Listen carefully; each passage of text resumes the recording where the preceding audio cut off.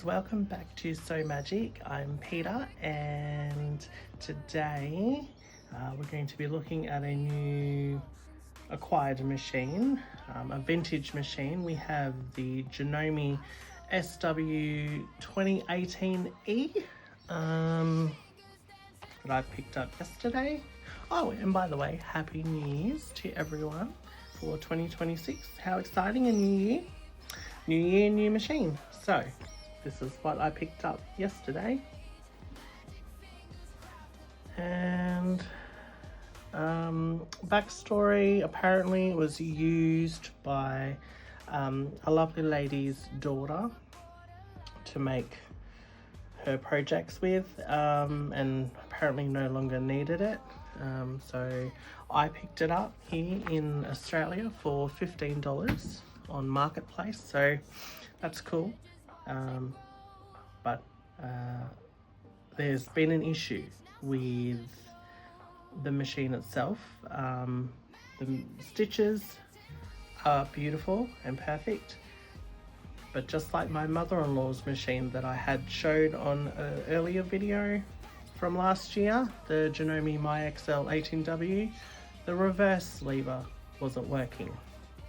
And consequently, this machine, the SW2018E, has the same problem. The reverse lever is not working. So you're going to come with me and help look at diagnosing and seeing if we can repair this old girl. So I'll quickly show you the stitches.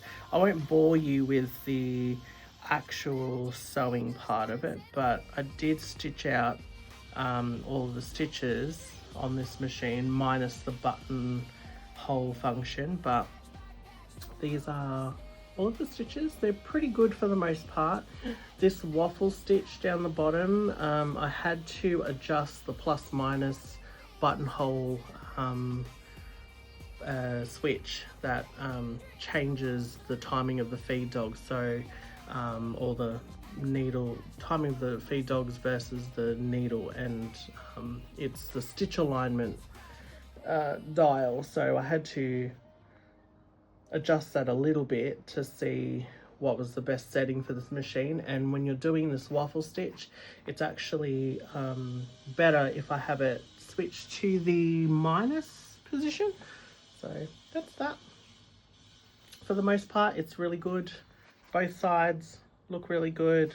So I don't think there's any timing issues, but it's definitely got issues with its reverse. So I will show you the machine now. Okay, here she is. This is my latest machine. It's a beautiful looking machine. I think it's from the 80s. I feel like it's an 80s generation. They still make this machine in many different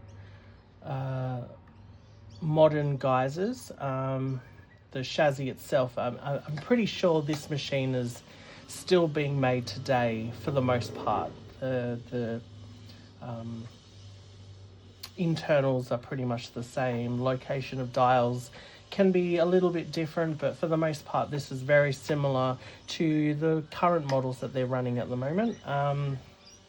It has your little cubby at the front, opens from the front, so I actually like that it opens from the front instead of from the back. But yeah, it came with all of these pieces, so it did come with everything. It had all of its little container of stuff in here, and screwdrivers and spools. That's the free arm, so if you want to sew cuffs and necklines and all that stuff. It has a nice coloured, kind of like a brown smoky coloured bobbin case door in it. Goes in nice and smooth. Look at that, that's just lovely. You have your tension dial here. We have our stitch width selector is on the outside of this dial, so this outside turns and that changes from 0 to 6 millimeters of width. This is a 6 millimeter wide machine. Then in the inner dial turns, and that's for your length, so you can change the length from 0 to 4 millimeters of length. And I have it set to 2.5. This is your selector. That changes the stitch pattern, and then this is your reverse lever. That's not working, but what a lovely classic design. Like, I actually really like, I'm not sure if this is actually faded in color. It's gone a bit yellow, but I don't know if that's originally meant to be this yellow cream sort of color. I'm assuming it's supposed to be a cream, a white cream and brown, but yeah, it's still lovely. It's in very good condition. Then we have the side door, which you can open. Now I'll just unprop you from the tripod and I will bring you over. We have your needle thread path guide inside the lid. Why don't they do this anymore? I think this is such a great feature in machines, is if you've got the cap that opens and then it has your thread guide to show you your thread path on how to thread it. You've got your typical light globe. You can swap these for LED substitute ones. Maybe I might swap this one for an LED one, but we'll see how we go. This one still works, so I might swap it to LED when that blows one day. It's clean. It has apparently been serviced, but I don't believe it's been thoroughly serviced in terms of my standard of cleaning. It still looks a little grubby, so you know, lots of dust bunnies still in there. But for the most part, the machine works really well. And then if we spin you around here, the top cap comes off. So this is like the My XL, the top comes up. And we've got the pressure foot pressure dial that gives you 3 settings of pressure. So 1 to 3. We've got our sewing guide. Like, it's such a beautifully looked after machine. It's just a little grubby, but that's okay. It has every foot with it, so it's got all of the feet. The A foot is actually on. This is the bobbin case. Looks really good. It does look a little loose, but you know, that's a bit too much play for my liking, but we will adjust that. I actually had to adjust that on my pink Singer. It was too floppy, and I had to remove the needle plate. Inside there's a little metal tang that's got some screws that hold the bobbin case in place, and it was actually too loose, so the actual case itself was actually rocking back way too much. So that was actually causing some needle strikes, and I broke some needles when I was making a handbag. So I readjusted that so that there's just a little bit of play, because you need to have a bit of a gap so that the thread can pass, because the top thread passes around the bobbin, and it's got to go through between this little spring tang and a little pokey bit on the actual bobbin itself, which is similar to this Janome. So if I have a look here, there's the spring tang, and then there's the little pokey thing there. So the thread actually wraps around, comes around, the hook picks it up, pulls it around the bobbin, and the thread's got to pass in between that little pointy thing and this spring tang. Now that spring tang bounces on that to give it tension, but the thread's supposed to pass through in between. This to me is way too much space. There should be probably half that, because that can be responsible for the bobbin case spinning inside, and that can cause needle strikes. It can cause bird nesting and incorrect feeding of the bobbin, or the top thread around the bobbin. So yeah, it's important that this is all adjusted accordingly. So we'll have a look at that, but that will be oiled and serviced. Let's look at the top. It's a really nice color. It's like kind of like a browny, coffee, grayish. I don't know what you would describe it. It's kind of brown, but kind of a bit of a gray color. It still has, oh, I think this is like the original Schmetz packet that's probably came in this machine. But yeah, look, it even has its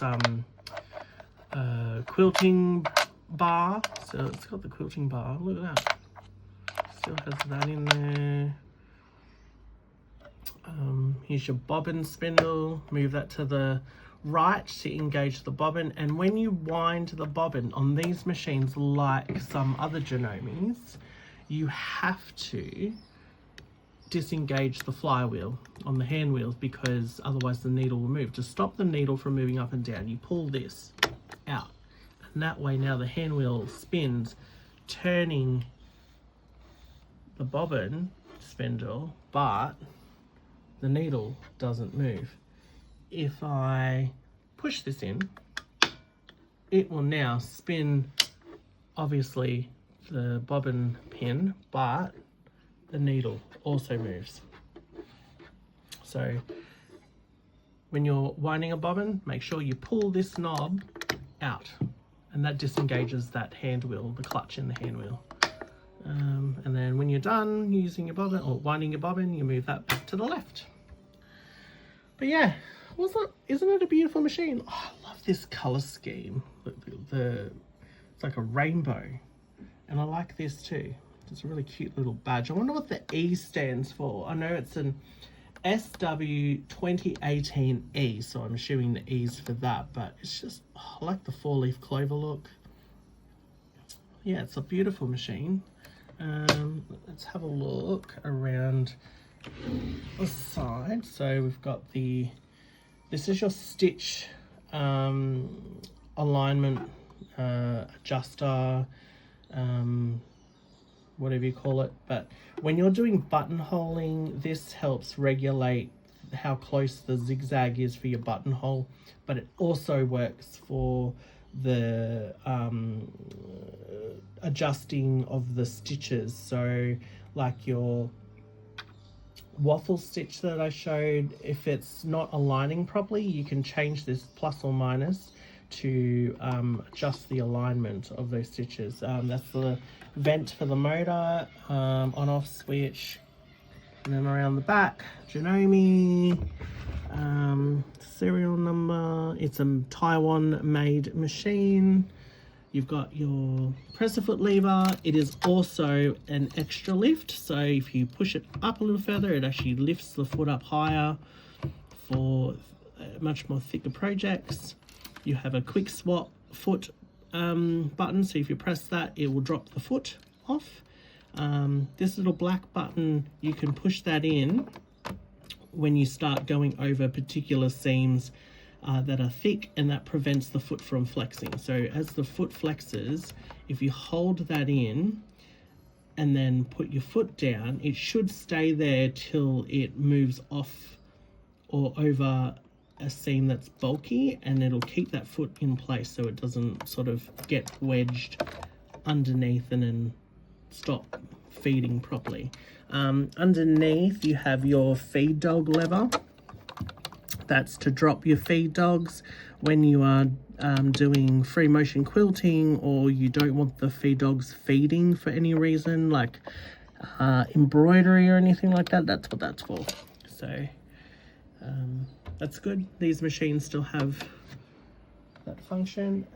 I think it's a bargain for 15 bucks. The only thing is that it's got a little bit of a stain. I don't know what that is, but I can't seem to just wipe it off. I may try and treat it maybe with a little bit of powdered bleach with some peroxide, and that might fix that stain for whatever that is. But yeah, so all right, so I'm going to turn it on just so you guys can have a look. So it's so weird when you look at through the camera of the phone, the LED light's blinking, but when you look at it in real person, it's not blinking, and that's just because of the, I guess, the shutter speed or lens speed or whatever that does that flickering thing with LED. So but yeah, so even the light, look at that, even the light blinks. So everything works. I'll just do a dry run so that you can see it going. So I've got the foot up. It's so quiet. So this is as slow as I can. It's actually got a really clever foot pedal. It has a high and low mode. Now some of these machines may have a high-low switch next to the power switch, and then some, like this model, actually has it on the pedal, and you can change the foot pedal speed. So if I do on high, I'll try and get it to the slowest speed.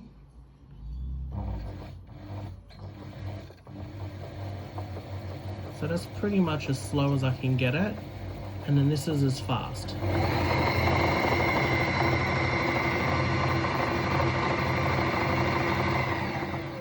And then if I switch it to the low speed, if I push the pedal down slightly, so it does something, I think it retards the motor so that it can do the slowest speed. And then on full pedal, that's its full speed. And then if I swap back to high, there you go. So yeah, those functions still work. I think this machine is rated 860 stitches per minute, so I think that's plenty fast. I mean, my singers do 1100 stitches per minute, and I never use them at 1100. That's ridiculous. You know, unless I'm going down absolute straight seams that, you know, I'm not going to swerve or get squirrely on, I may go quite quick, but I never go that fast. Whoever goes that fast, I don't know how you don't make mistakes, but anyway. I mean, it's cool that they can do it, but I don't know. I think 800 stitches per minute is plenty fast enough for anything.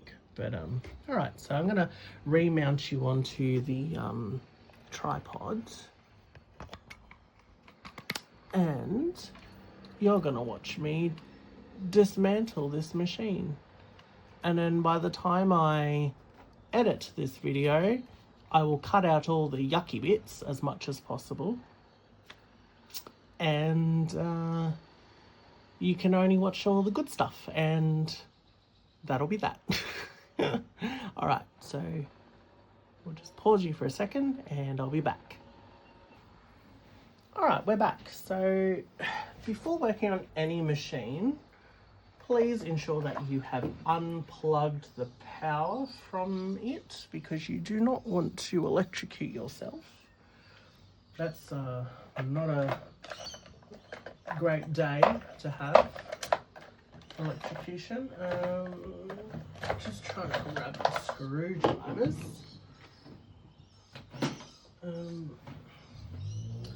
If I was professional, which clearly sometimes I am not, trying to find my other screwdriver. Where did that go? Got the flat one.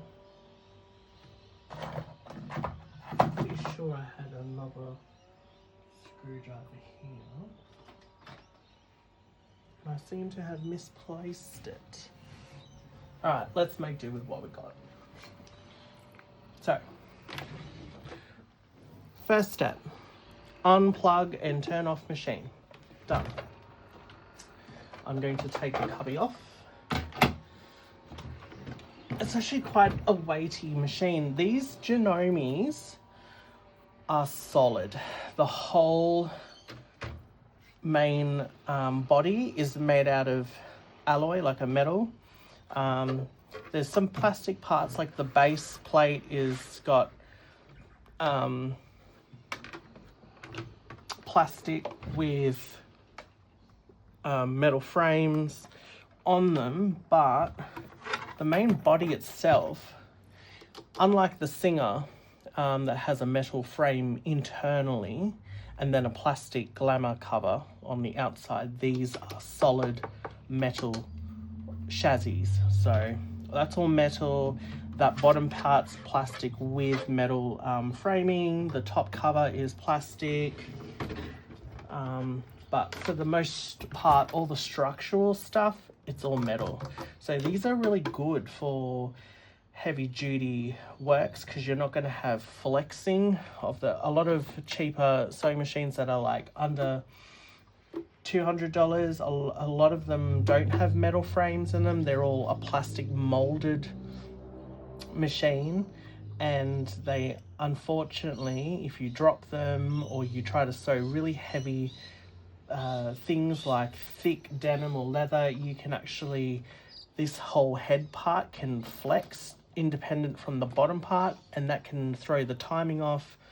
It can cause damage to internal parts because they just weren't designed for really thick, heavy duty things. But things like this, these solid machines are quite heavy duty because there's no flexing. This whole head part does not flex because it is solid metal. So if you're looking for your first machine, something like this is what I recommend because it's cheap. There's still parts available, inexpensive to service and repair, and they're a workhorse. They're really good for beginner sewers or people that have, never sewed before and they want to start. Save yourself $1. Don't buy a $3,000 to $1,000 machine. Buy something like this on Marketplace for $15. And if you're clever, you can fix things yourself, then, this might be something that's up your alley. I'm clever enough to be able to repair machines, so I can do that. Some machines are harder to work on, especially computerized machines. I always prefer mechanical to computerized, but I do enjoy computerized machines. They're wonderful, but parts can be expensive, and also servicing them can be also expensive or sometimes difficult because of the nature of being computerized, where at least with mechanical machines, easy to fix in a general sense. So let's look at, I think the first thing we need to do, I'm just checking, because this is a little different to the MyXL18W, just slightly. But they're primarily built from the same sort of design. This is being the precursor to the MyXL18W. This is the SW2018E. So, you could tell that they're cousins at least. So I'm going to take this stuff out of the top. So let's take all of these little goodies out of there.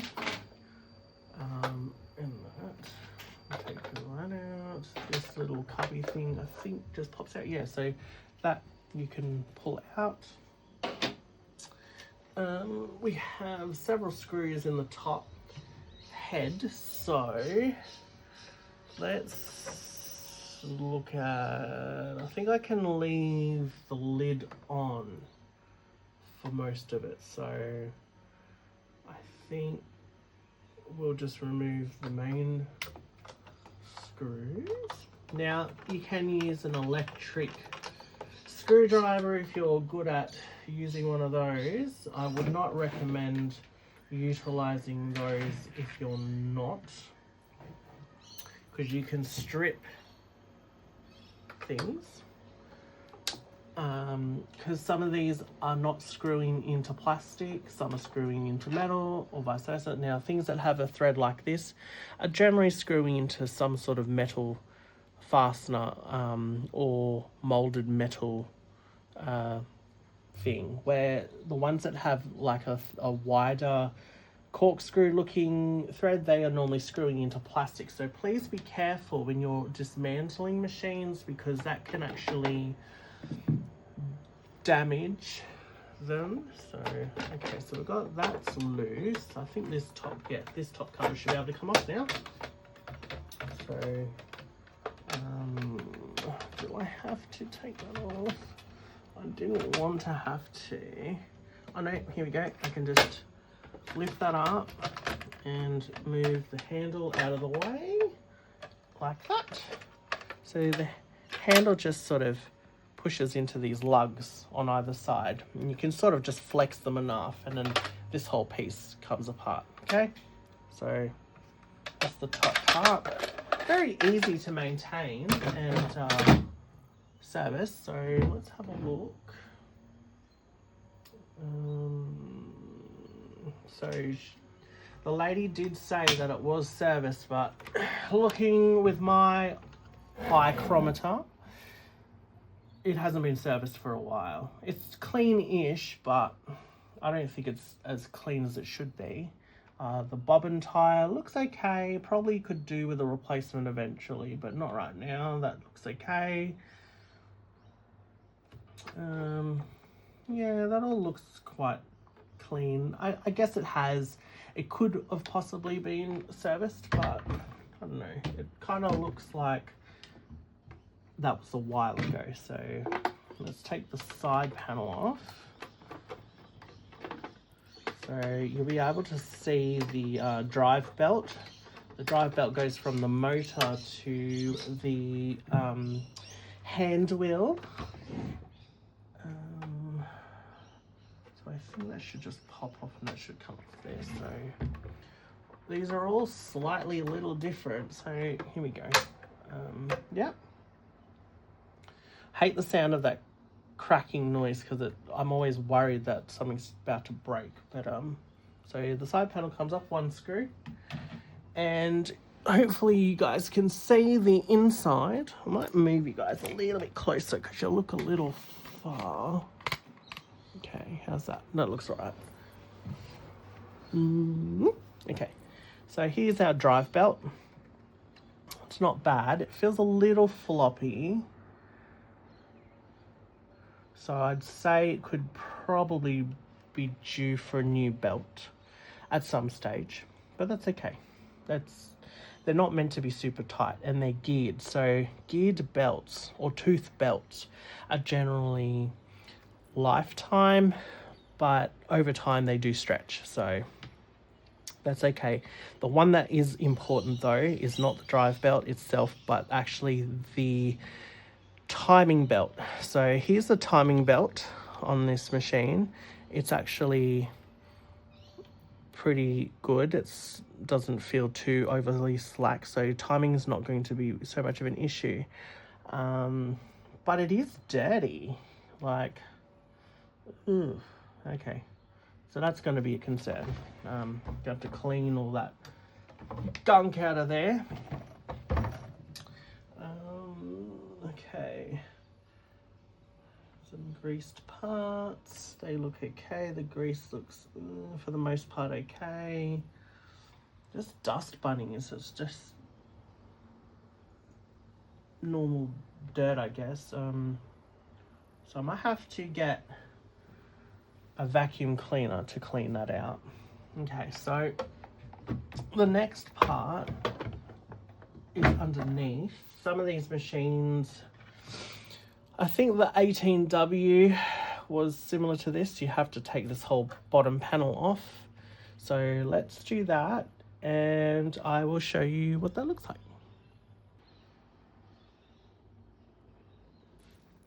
Okay, so I'm just gonna move this scoocher over a little bit here because I think that looks like a better angle. Yeah, okay. Let's make do. So I've unscrewed the bottom platform. So as I said, it was a bit dirty, needs a good clean. So we have your motor is right here. Here's your bottom drive shaft.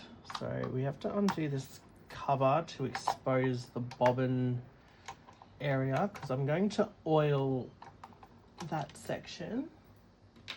So let's undo these covers. And this will show us why it's not going into reverse. Because just like the 18W, it stopped working because the oil just gums up in them. They get dirty and the oil gets old. Yeah, so okay, so put that in there. I'm going to just manually push the lever. So if I push the lever, yeah. So I'm pushing the lever and I wonder if you guys can see. Let's zoom you in. Okay, so when I push the lever on the front of the machine, see this rod? That rod pushes this little cam, and this cam's supposed to slide backwards and forwards to change the feed dogs to engage it into a reverse position. That is doing sweet FA. So if I push the lever down and I push it, I wonder if it's going to move across. Oh, there it goes. So it's literally stuck because there's probably dried solidified oil in here. So I think I did show in the video with the 18W machine how to clean that, so I won't bore you this time with that, but this is consequently a common issue with older machines. If they've not been maintained and looked after, this happens. Most of the time when the machine stops going into reverse, it's because this lever, this is supposed to be spring tension, and that should, when you push that lever down, that's supposed to move across and engage the reverse gear on the feed dogs, and it's not. See, when I let go, it should actually spring automatically back, and it's not. So this is seized, and so what we need to do is clean out the old oil, and I'll do that meticulously with a little brush and some isopropyl alcohol. Clean it all out, blow it out with my little air gun thing, and once that moves freely, then I can re-oil it with some sewing machine oil. It doesn't matter what brand you use, as long as it's a clean, clear looking machine oil for sewing machines. Do not use any other oil but that.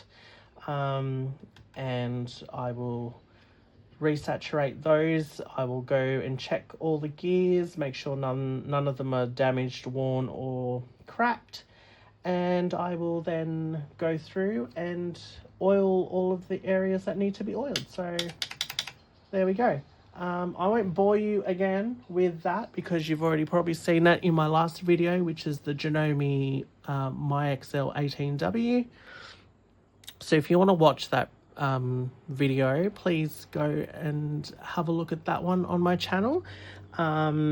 Otherwise, this is literally carbon copy of that machine. This is the older version. I'm assuming this would be this is like the 80s version, where the MyXL 18W is the 90s version. So, but primarily mechanically, they're exactly the same. And as you can see internally, see, this is a full metal bodied machine.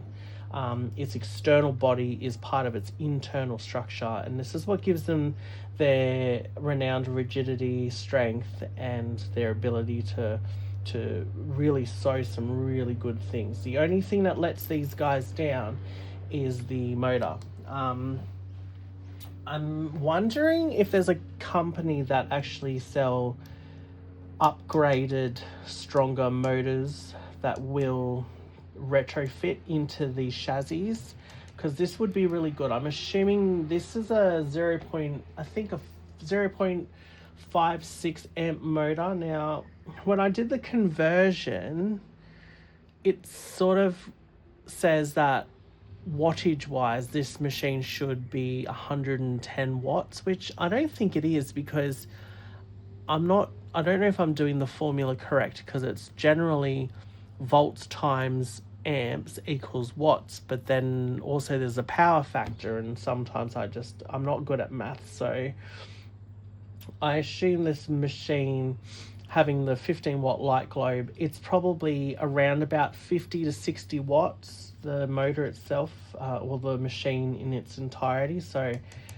I know my Singer machines, they have a 90-watt motor, so what gives them that extra... Now, heavy duty doesn't mean industrial. Let's get that out of the way. So many people go, we don't like, Singer because, they're saying they're heavy duty and they're not. Well, yes, they are. They have a metal internal frame. This Janome has a metal internal/external frame. So its whole frame is metal, where the Singer ones and other brands that have internal frames, they have an internal metal frame and have glamour casing. So the plastic casings are just for the style, but internally it is a solid metal machine. Janome, especially the older ones, have full molded metal bodies. So that's what gives it the rigidity that prevents the bottom drive shaft and the top drive shaft from flexing, and that's what causes a lot of machines to go out of time. A lot of the cheaper brother machines and some of the other cheap toy-like machines do not have metal frames in them, so they're prone to flexing, and they can cause warping, they can cause the timing to go out, and that's generally what causes their issues. But heavy duty means heavy duty domestic, not heavy duty industrial or even semi-industrial, not even close. Semi-industrial is probably a step away from becoming industrial, but saying that anything heavy duty or HD or anything of that moniker is not saying that it is an industrial machine. It is a heavy duty domestic. You have light duty domestic, you even have sometimes medium duty domestic, and then you have heavy duty domestic. Now, what constitutes heavy duty is generally some form of rigidity, such as metal bodies or metal frames. And then what also constitutes the heavy duty or HD title, because Janome used HD instead of saying heavy duty. Elna used the HD moniker instead of the whole name heavy duty, is that also they generally have a more powerful motor. Now, some machines have digital motors, some have AC motors. This is an AC motor. I think my pink Singer has AC motor. My cosplay machine has a AC motor, but my computerized machine has a digital motor. Now, the digital motor, I find anything above 45 watts is generally quite powerful. It has a lot of torque, so it can push through a lot of layers, a lot of fabrics, heavy duty products or projects, I should say.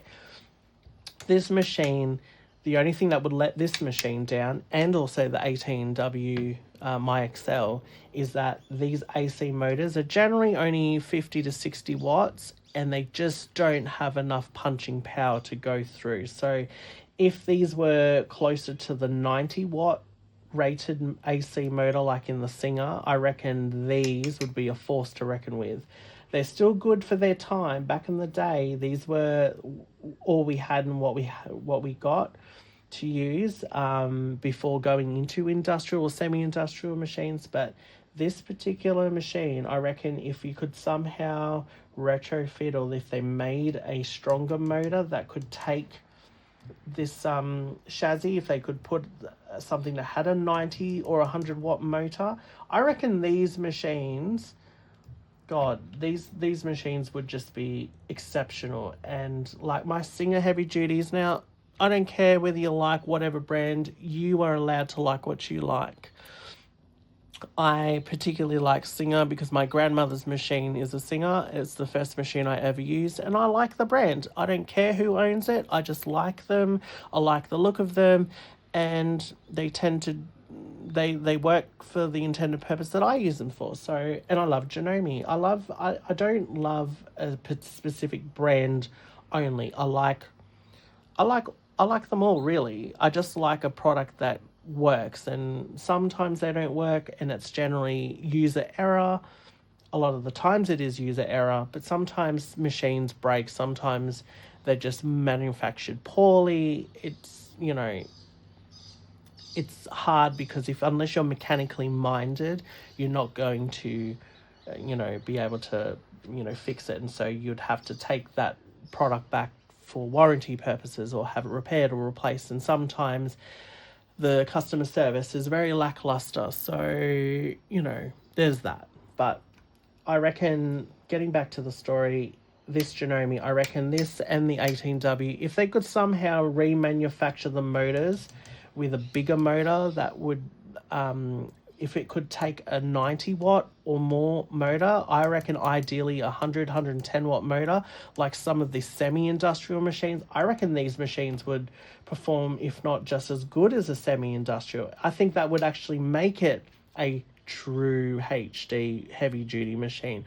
I mean, the Singers that I have are 90 watt AC motors for the mechanical machines. The digital machine is a 45 watt digital motor, and I make my bags with those. And I mean, with some mechanical sympathy and a bit of know-how, I can make nearly anything that I want to make with them, within reason. I mean, like, am I going to sew ship sails with them? No.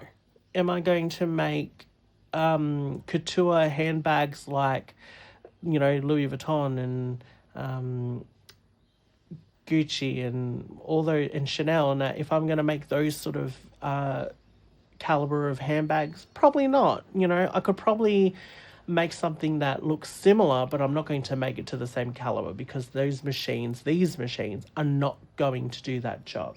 These are, if anything, domestic machines for domestic use. The heavy duty title really represents that it can do a little more robust projects than your typical cheaper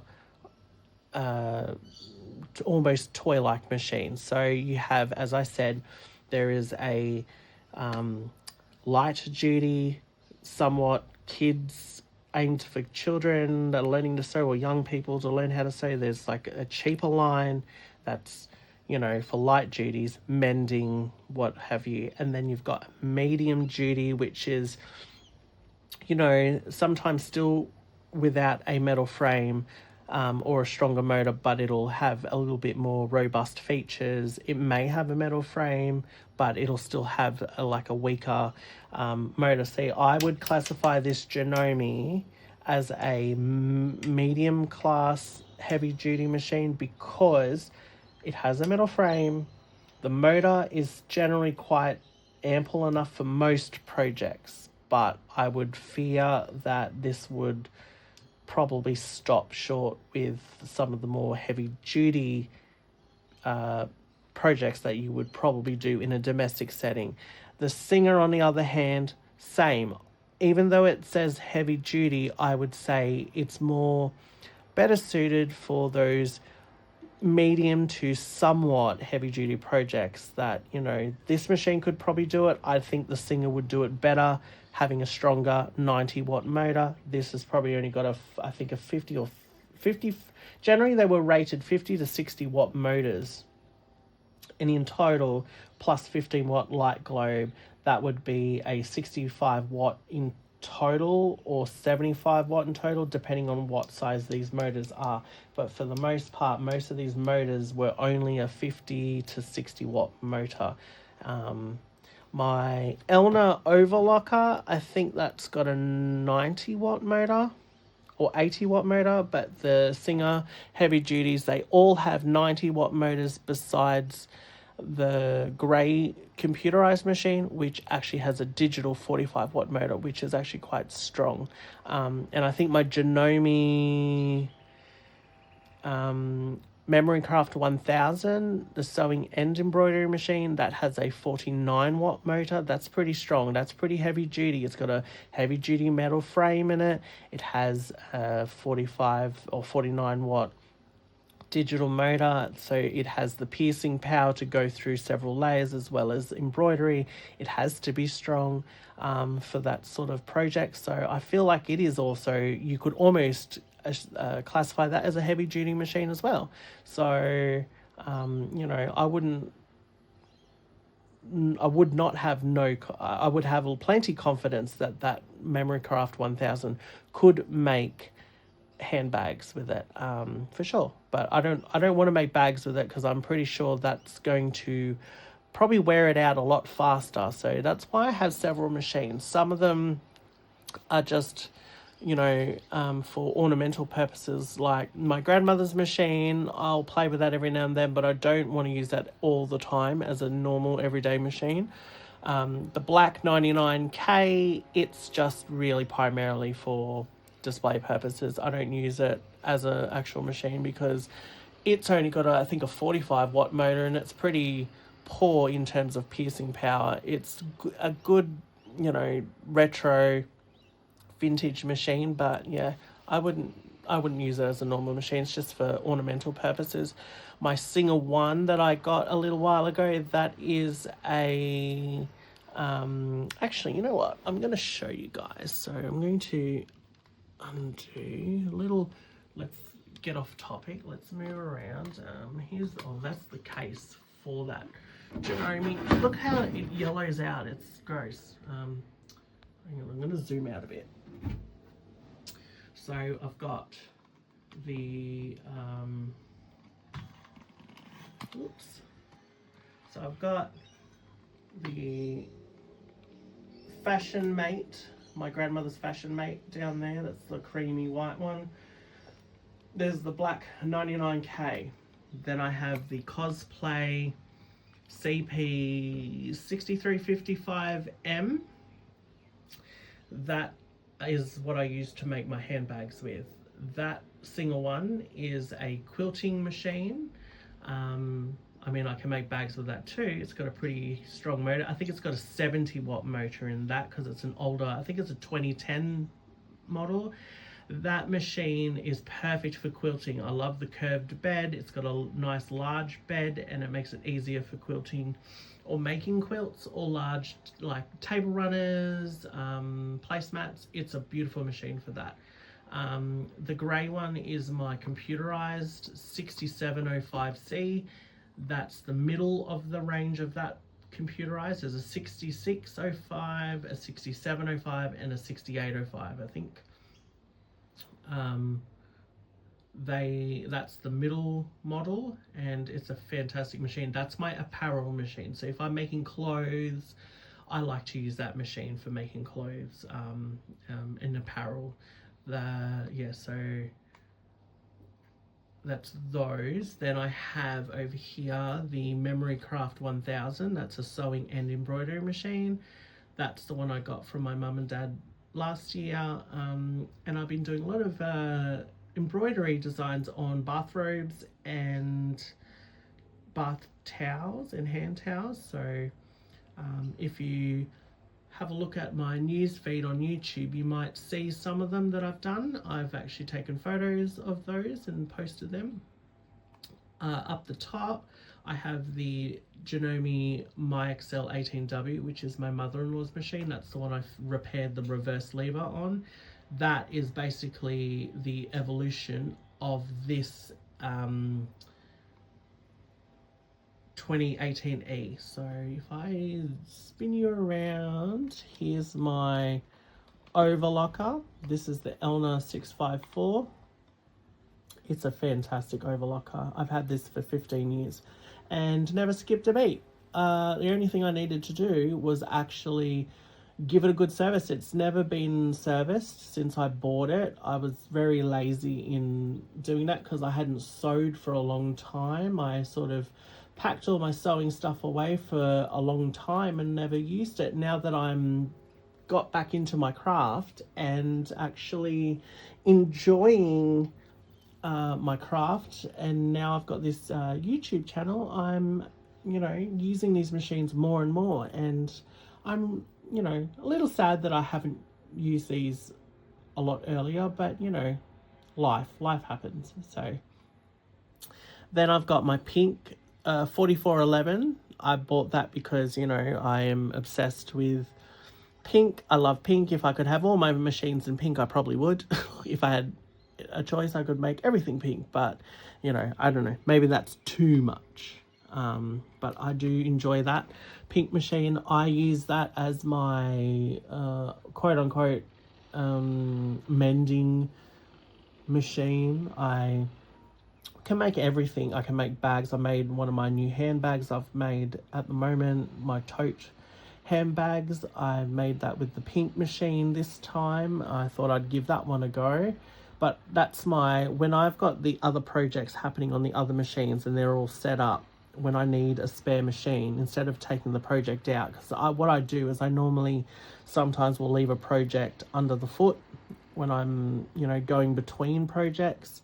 So this pinky is my spare / extra machine that I can use while other machines are being used at the same time. Now, do I use them all at the same time? Not normally, but I might actually have 3 machines going at once, because I might have my cosplay red and white machine I generally use as bag making, so I'll have that set up specifically for that purpose. This pink machine I may put on a walking foot, and then that way I can do some quilting on leather or on multiple layers for the body panels of my handbags that I make. Or I may have the Janome Memorycraft 1000 doing embroidery designs on them or on the panels. My mother-in-law's Janome, I don't use that a lot. That's more, I guess, as a spare / display machine. You know, every now and then when I feel like playing with something else, something a bit more older or vintage, I might play with that. But now that I've fixed it, I can actually utilize it a lot more. So, you know, I've got more than enough machines to play with. But at the moment, this is the one that I'm working on, because I would like to have another machine as a, I guess, a vintage piece for demonstrations, and it's good to show you guys the inner workings of sewing machines. I mean, once you get to understand what's inside them, they're actually quite a simple machine for the most part, mechanically. So, you know, they're really interesting. I like them, and I like servicing machines. I like fixing them, and they are a wonderful product. They enable us to make wonderful projects. So yeah, that's that. So let's get back into this machine. Sorry, we just went off on a huge tangent that you didn't ask for, but anyway, this machine, we're going to repair this little Duvalaki, whatever you like to call it, this reverse lever cam. I'm going to clean this, so I'm not going to bore you with me washing and cleaning and doing all that stuff. So I'm going to do this off camera, and then once I finish cleaning it up and oiling everything, I will bring you guys back, and then we can just do a quick demo of it working, the reverse function working, and that'll be it. So I'm going to pause you guys for a sec. I'm going to do the service, because I don't think you guys want to watch me service another machine. I've already got one machine that's basically the same internal structure. So if you want to learn how to service a machine, or at least have some tips, just have a look at that video on my channel. It is listed under the Janome My XL18W in the video list. So I'm sure you guys will be able to find that one. But yeah, so I'll get cracking and service this machine. Okay, and we're back. Welcome back.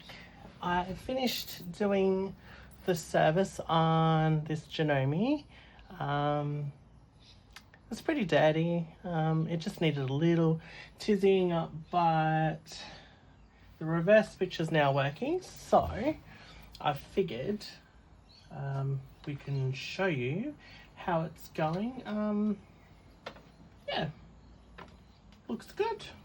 She's all back to normal. Let's try some stitches. So I did adjust the bobbin because the bobbin case itself was a little floppy in there, so I did adjust that to be a bit on the tighter side, just like I did with my pink Singer.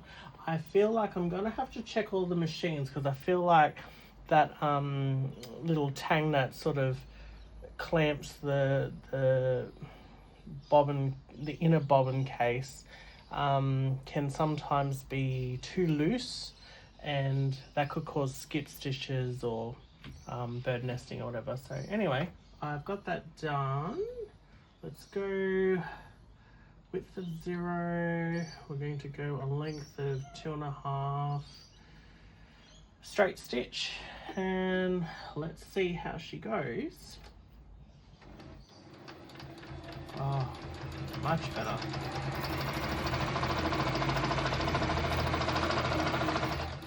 And then reverse. Yay, reverse is working. Awesome. So, grab my little mini scissors. Alright, so here you go. This is the stitch. There's the reverse stitch just there. Looks good on the back side. Let's do another one. Let's try the waffle stitch. It's so not called that, but it looks like a waffle or a net. We'll do a length of 2.5, width over 6, and let's see if she does the job.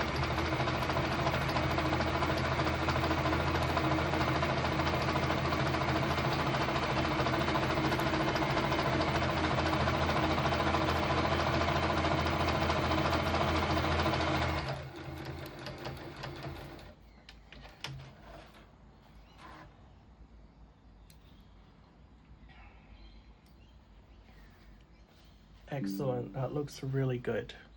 So, yep, awesome. And just to reiterate that the reverse stitch is working, let's try zigzag with 6 stitch length of a 2.5. All right, I will demonstrate that. So forward, backwards, forwards.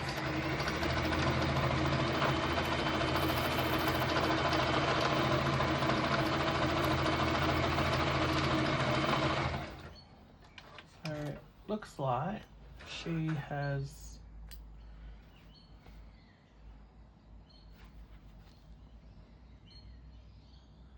is now fixed. Reverse stitch is working lovely. All the stitches look lovely. I mean, the stitches looked lovely on this before I serviced it, so, you know, it's just nice. Now she's ready to be used. So that's that. Really happy with this machine. I actually really like the colour scheme, this sort of off-white cream and brown. It's a very attractive vintage style machine, and yeah, I hope you guys really enjoyed that. I hope you enjoyed the first look, having a look at the function of this machine, having a look at the stitches, and yes, we've been able to repair the reverse lever like I did for the MyXL 18W. So this machine is perfect and ready to be used for many projects. Thanks again for following along, and like and subscribe if you're so inclined, and I hope you guys had a great New Year's, and a wonderful Christmas holiday if you celebrate Christmas. If not, hope you had a wonderful holiday nonetheless. Thank you for watching. I'm Peter, and this is So Magic. So I'll see you guys next time. Bye.